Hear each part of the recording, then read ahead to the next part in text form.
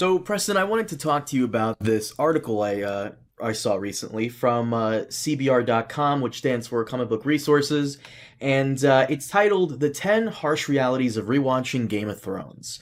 Game of Thrones used to be the most Carmine, popular. by the way, he calls me up and he's like he tells me about this article and I'm like, okay, I'll go read it, and he's like, no, don't read it. I want your fresh shocked opinion about everything. I was like, okay, all right. So I I mean, know nothing about this going in. it's always better like when I can blindside you with certain things. So, Okay, yeah, but but yeah, that's where I am. by Angelo Delos Trinos, Game of Thrones used to be the most popular fantasy series of all time. Now it's remembered for its wasted potential, and rewatching it doesn't help. Yes, Mm. I kind of agree with that. Excuse me, because rewatching it, the end kind of sucks, and it's a train wreck you know is gonna go down, but not yet, and you're kind of enjoying Yeah, the first few seasons, which I've seen multiple times. I've seen seasons 1 up to 5 multiple times. yeah, yeah. So, um, I think, there's certainly that aspect of when you're first watching it, you kind of say, okay, well, this is going someplace. That character did something weird because it's gonna go someplace. Um, but it doesn't. So we'll it's see. funny. It's Okay. funny you say that because, as the guy said here, this can be mostly blamed on a controversial and botched final season, but arguably these problems were there since the beginning. Rewatching HBO's dark fantasy today only makes this harsh reality more obvious for all to see. Some of the stuff on Hmm. this list, there's 10. Some of them I agree Okay. with. Some of them I don't agree with. Right. Actually, Like some people will give examples of like Talisa as like, anything where it's not from the book, it's kind of a disaster, the super fans. Yeah. So, okay, we'll see. We'll see. I don't want to like jump in and guess what this list is before it's here. But okay, let's hear it. Well, like I said, some of them I agree with, some of them I don't, and I think this is one Okay. of the ones I don't agree with. The series peaked at the Red Wedding.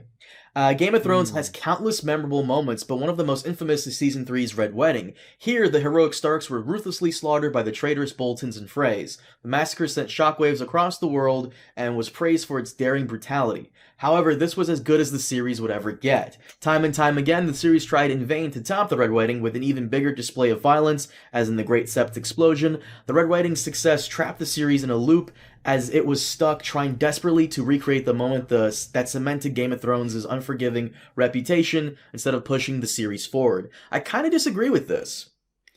Yeah, I disagree that it was the Red Wedding.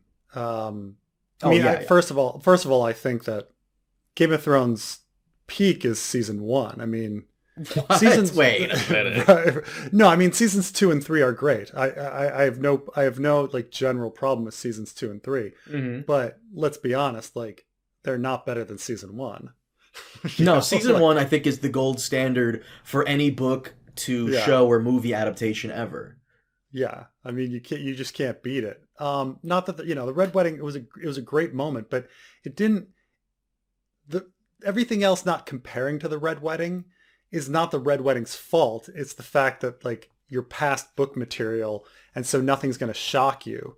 Like they didn't feel like any of the characters could be killed, so they all had plot armor. Hmm.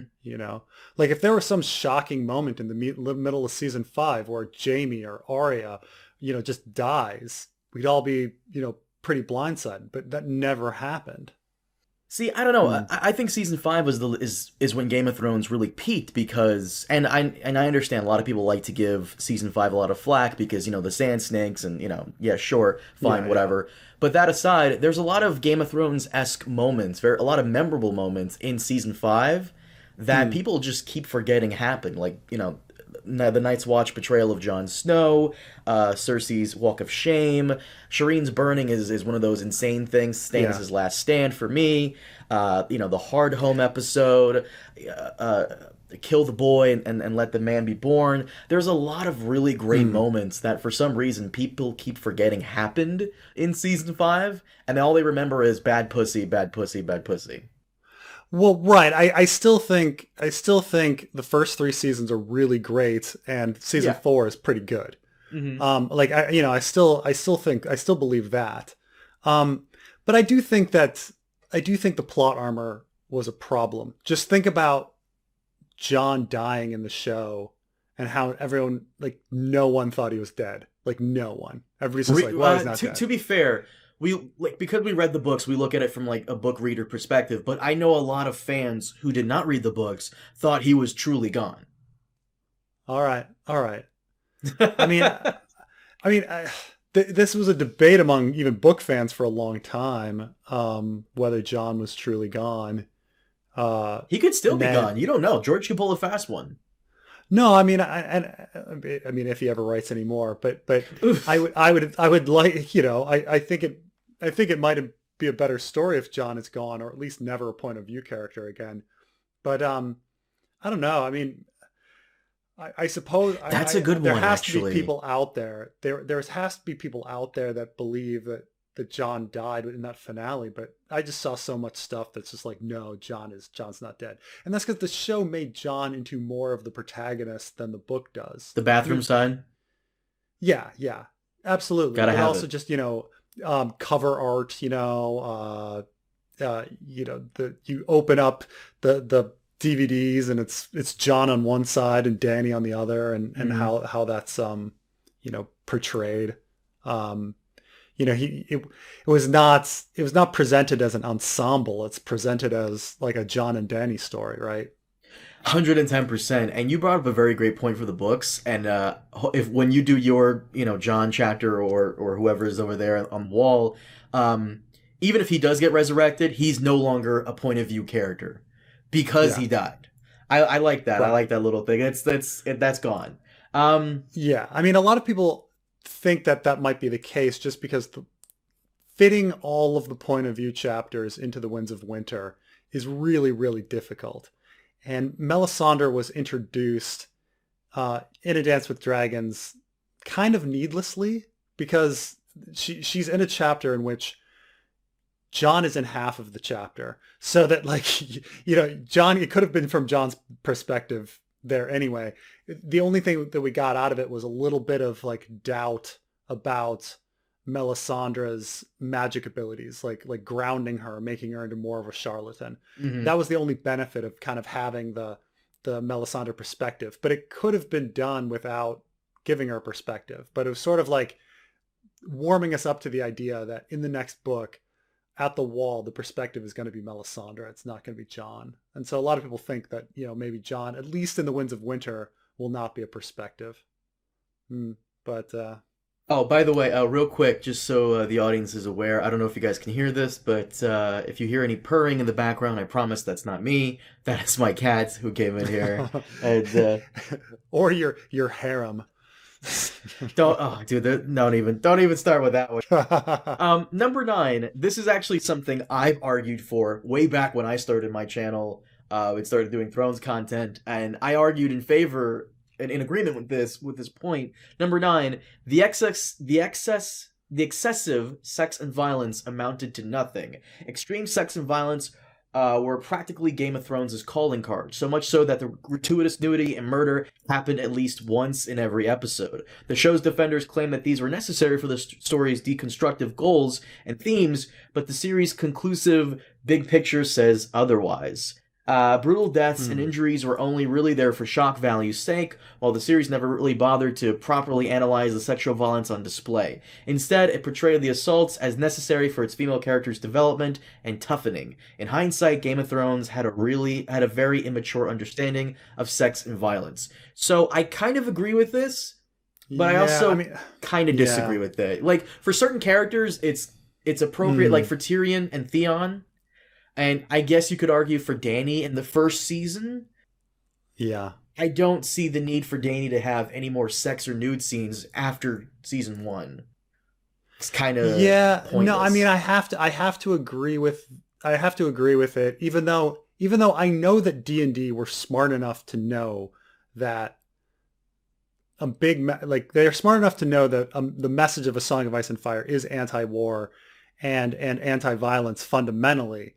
Um, but they just somehow didn't execute any of that. Like you kind of get to the point at the end where uh, the Hound says to Arya that you can't follow me because I'm not someone to look up to. Like vengeance is not the way. And then he goes off and has this epic battle. Like, you know, like they'll put in the message and then they undermine that message consistently, you know? Or that, like, you know, Dany's moments of violence where we're supposed to be cheering her on, they kind of go shame, shame at the end with us. So it's not that they weren't aware that of what they were supposed to be doing, but they didn't execute it well. Because I do agree that in the end it was shock, and it didn't provide any sort of, like, you know, moral lesson in the for the show. So I mean, because the moral lesson at the end is really great stories bind us together. Like, right? Like that's the story in the end, right? Not all of this war was pointless and useless and horrible. Like that, right? That should have been the message, but the message in the end is stories bind us. So seasons of characters walking through the Riverlands, seeing like the ravaged like countryside, and no, that's not. There's nothing. I mean, especially I would say Arya is the you know, the worst aspect of that. Like she is in the most gruesome, violent scenes of the whole show, and you know, she never learns her lesson. She never grows. You know, she doesn't. We don't see the negative aspects of that on her. In the end, she goes off to have more adventures. You know, even though she participated in some of them she participated in the most gruesome things. Like, right, like Walder Frey's pies is the most gruesome thing that happened in the show, right? I mean, burning of Shireen is probably number 2, but Frey pies is number 1. Yeah, she made Walder Frey eat what, his own son? She forced him to eat his own sons, right? Like there's nothing more disturbing. I mean, Stannis burning his own daughter is next, but like it's what lesson did we learn from Arya doing that, you know? Don't fuck with the Starks? I guess. I disagree about the violence part simply because medieval times is a very violent place. So sure. Okay. But the sex scenes, a lot of them were incredibly unnecessary, unless it was like Tyrion season 1, Dany season 1, Theon in seasons 1 and 2. Okay, I'll give you that. But there was a scene I recall that was incredibly unnecessary. The scene is Littlefinger is watching a man receive a blowjob from a sex worker, and then the sex worker comes out of the room with cum dripping on her chin, and then proceeds to French another guy. I don't. Yeah, I do remember that. You remember? Like, what's the point? What's the point? And there's also a scene where Littlefinger in season 1, where Littlefinger is watching a lesbian scene between Roz and someone else, and he's giving his whole backstory, kinda, of how he wants Catelyn for himself. That was unnecessary. Like, there's just it is excessive, and I think the writers were on a podcast years ago where they even admitted that sometimes they write these in there just to see these actors and actresses in these positions. Sure. I mean, I would say, I'm trying to think, because you are right. Like, the Theon Roz sex stuff, the only purpose was to give Theon screen time during season 1. It didn't lead anywhere. Like, him having a relationship with Roz had no effect on the plot.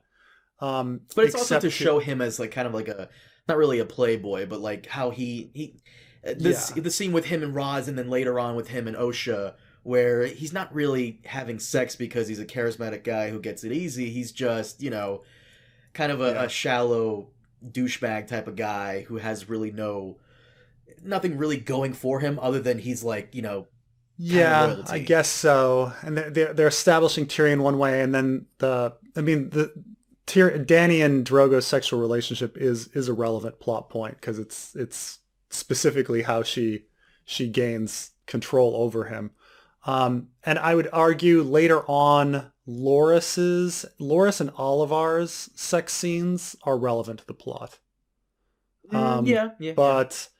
But I'm trying to think anyone else's. You know, like for instance, there's a random scene in which they're preparing for the Blackwater, and so the Hound and Bronn go to the whorehouse and are No, surrounded no, by naked actually, women. the Hound comes in at the tavern while there's a Yeah, sex worker on Bronn's lap.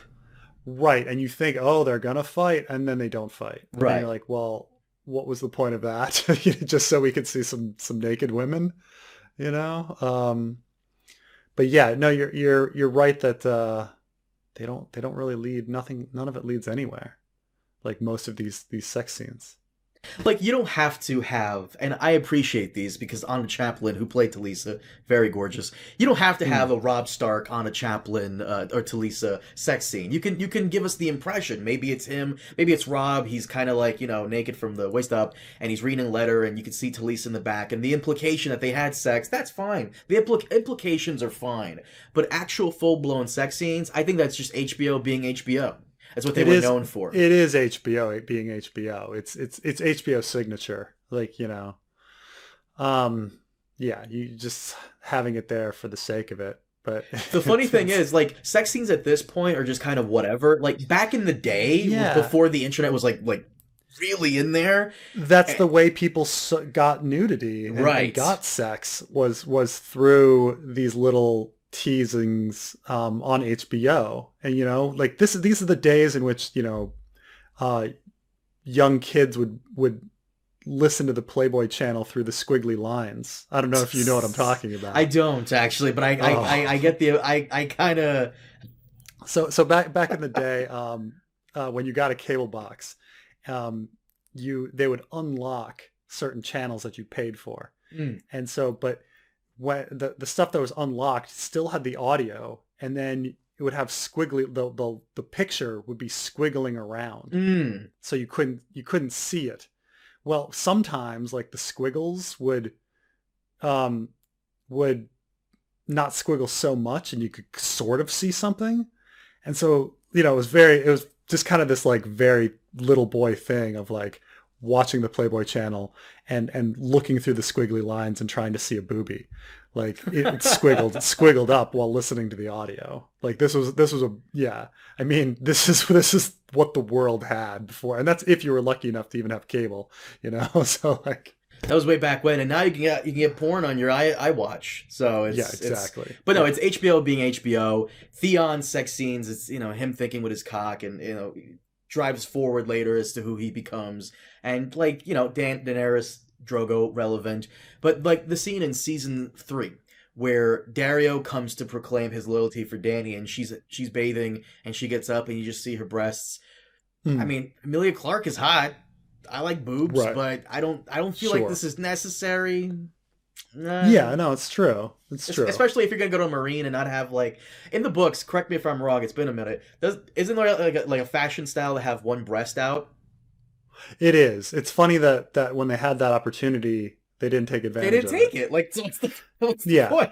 Now, don't get me wrong. Like, I'm not a prude, and I'm not shocked by sex on the screen. And if they want to put it in, it's fine as long as it doesn't take away from anything. I think it is kind of ridiculous that we live in a society where it's okay for children to watch violence, but it's not okay for them to watch sex. Like, who cares? Like, you know, so it's not that I don't mind like having the sex and be part of the plot as long as it's part of the plot. Like, what's the point if it's not? Of course, we had a lot of violence that was not part of the plot either. So, Hmm. um, less so. It didn't feel as shoehorned, but there was definitely some violence in the show that just wasn't in the book as well, just because they wanted to throw in some violence. It's HBO being It's HBO. HBO. Number 8, character deaths now come across as cheap gimmicks.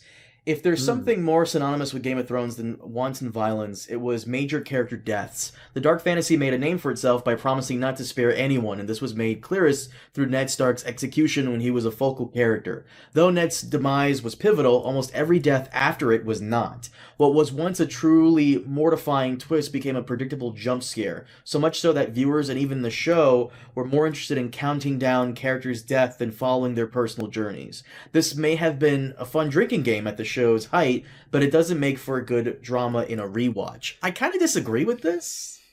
I mean, no one. I would say the reverse happened. Like there weren't any deaths. Like there weren't any deaths for a long time.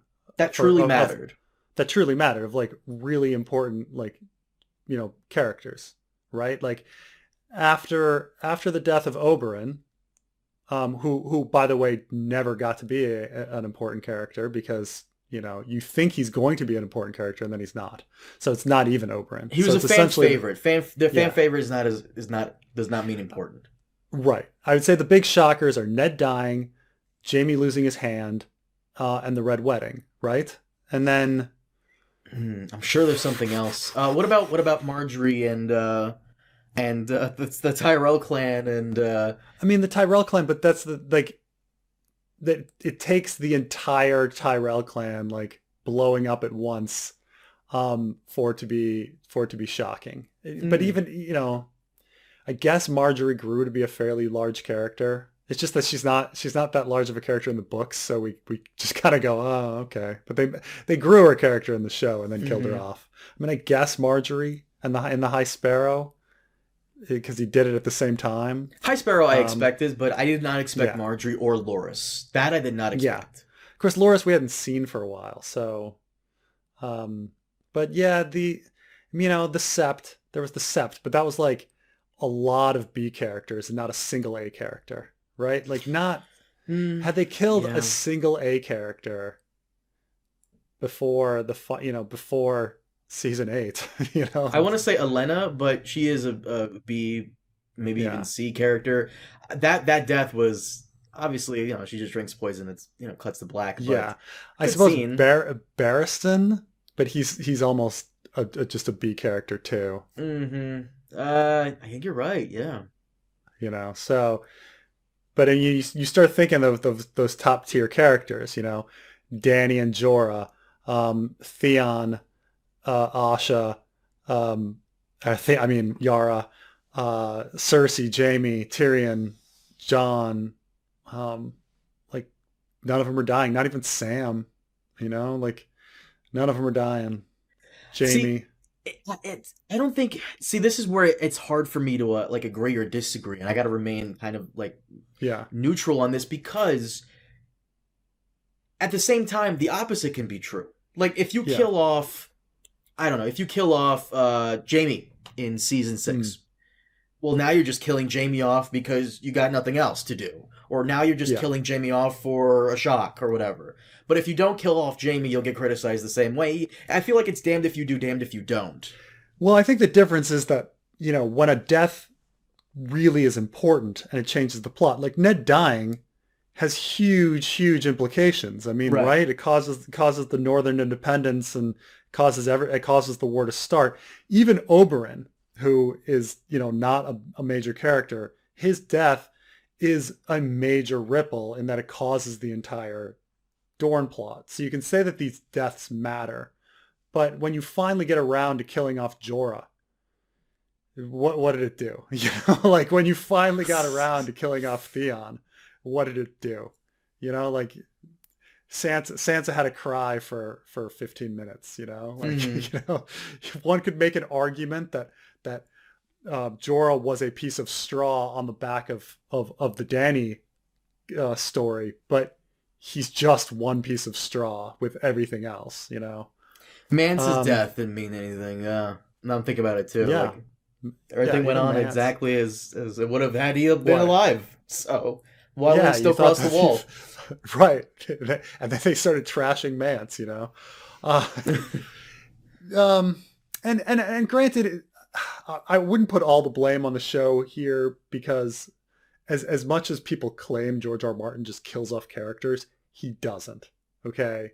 In the books, he's killed off one major point of view character, and that's Ned. You know, I would argue like there's no plot armor in Game of Thrones. Every action has a consequence. You know, Robb betraying Walder Frey, there's consequences to that. You don't get away with that just because you're king in the North, or you know, Ned's son, or you know, one of I guess you could argue the main characters, if not point of view characters. Same with Catelyn. Mm-hmm. Yeah, yeah. So it's just that when a character dies and there's no real repercussions. Like even when Cersei blew up the Sept, the Faith had no response to this. Right. You blew up the freaking Pope and the Vatican together, and nothing. Crickets. So it's I think that's a bit of it. It's not just the shock value of killing off a character. It's the shock value of killing off a character and having no repercussions afterwards. You know, I think that's really the thing. Number 7 here. I don't feel like I need to go into this too much because it's completely true, and you've argued this several times. Number 7, the characters became less complex and nuanced over time. Oh yeah, well yeah, of course. Once you're getting off the book material, I mean, what are you gonna do? That nothing else needs to be said. Number 6, the only character, and I've complimented this in the past. I'd say the only character that becomes more complicated is Daario. Oh. No, I'd say Oh, actually, no, you're right. You're okay. You named another one, Grey Worm. Mm-hmm. Okay, I'd say Grey Worm and Daario both grew and became more complicated in time, and we're interesting. Yeah. Yeah, no, I agree with you on Grey Worm. Yeah. Okay. Number 6, the grand finale isn't worth it. I don't even feel like I need to go into this one. That needs no explanation. Yeah, I mean, which grand finale 1 or grand finale 2, but neither one. Number 5, I disagree with. Any potential sequels and spin-offs are unnecessary and unwanted. One of the worst things that Game of Thrones finale did was prioritize teases for future sequels and spin-offs instead of wrapping things up properly. The showrunners and HBO were so assured of their flagship series' success that they prematurely planned an expanded universe, but it might be dead on arrival. What? Following the finale... Yeah, but I don't remember them doing this before the end of Game of Thrones. They were whispers of whispers, okay. Yeah. Following the finale's harsh rejection, prequels like Blood Moon, with a pilot that cost $30 million, and others were axed, which is not really true. The upcoming House of the Dragon, meanwhile, is inspiring more ridicule than hype. Anyone who's actually interested in an expanded Game of Thrones universe will be wasting their time with a rewatch that teases a roadmap that's leading nowhere. See, about this, the best example I can give is Amazing Spider-Man 2, where that guy is walking through the hallway and you can see like the Sinister Seven equipment there, Vulture wings. Like that is what I think of when I see like them trying to do an expanded universe while the movie's going. I don't think Game of Thrones did this. No, it's not like there was a scene in season 8 where they're like, the thing about Rhaenyra, like no one did that, right? No one. No. So that did not happen in the show. Like even if they were planning on stuff, none of it showed up. None of it showed up in season 8. Right? There was nothing about, a Blood Moon prequel or House of the Dragon in season 8 where we're sitting there going, I mean, unless he's thinking that Jon and Dany looking in the caves at the Thedas carved in the wall was like Blood Moon stuff. Or Ned Umber like, crucified on the wall with his like swirly fire was some Blood Moon thing. Swirly fire.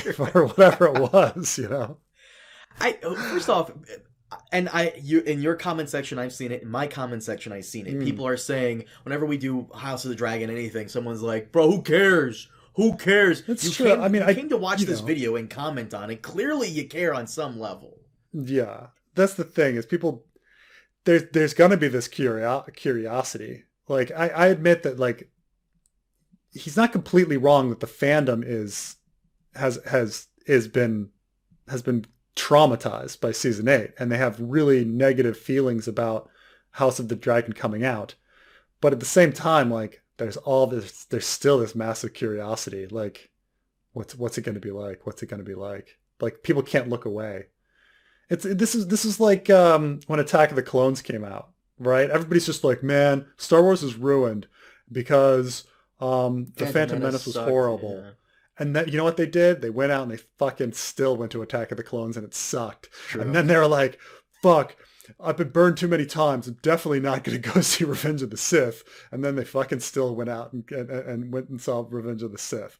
You know, so I don't know. I don't know if the IP has been destroyed or not. I don't think so. We'll find out when House of the Dragon premieres, you know. But it's true that the fandom's in a weird place right now. I'll grant that, right?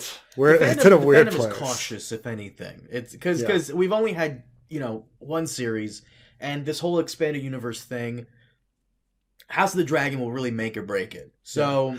I mean, but I would say there's two things going at once, though. There's two big things in the fandom that are causing weird feelings, and that is one, the end of Game of Thrones, and then two, George's like inability to produce Winds of Winter, and those two pillars of toxicity are like poisoning everything.